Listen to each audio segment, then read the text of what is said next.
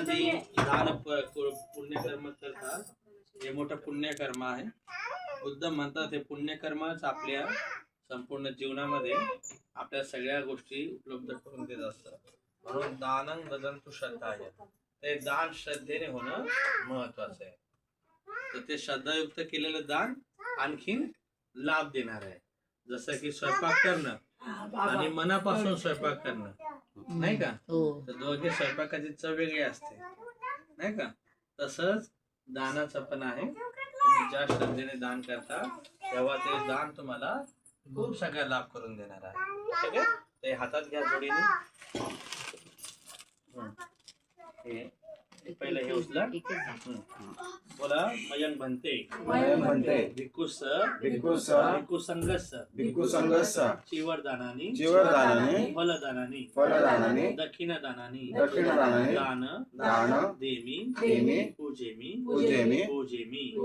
मयंक दानं अम्माकं ज्ञातिनं दीर्घकालं हिताय सुखाय निब्बानस्स अच्छय होतु सदैवमि वसुंधरी देवाभूमि सखीं कृत्वा तुमहं जानाथ मयं कुशल कम्मानं इदं आसवखय वहं होतु सब दुःख पमुच्यतु साधु.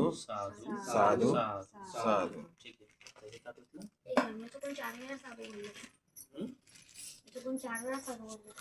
ठीक आहे. साधू किती वेळा बोलला तर छान सगळं. आता एकच पण ऍटलीस्ट दोघांनी हात लावा रे. साधू नानादी दानवत्तु परिखार दान देमि भिक्खुस विहारस दान देमि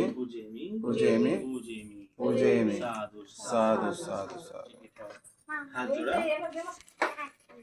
मना भन्तेजी आज आम्ही आयुष्यमान उपासक आदित्य उपासिका भावेश्वरी यांच्या मंगल परिणय निमित्ताने कटार नवरे परिवार मिळून भिक्खू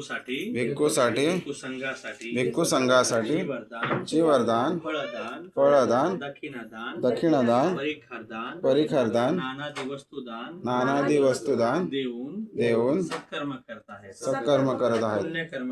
पुण्यकर्म करत आहेत. या पुण्यकर्माची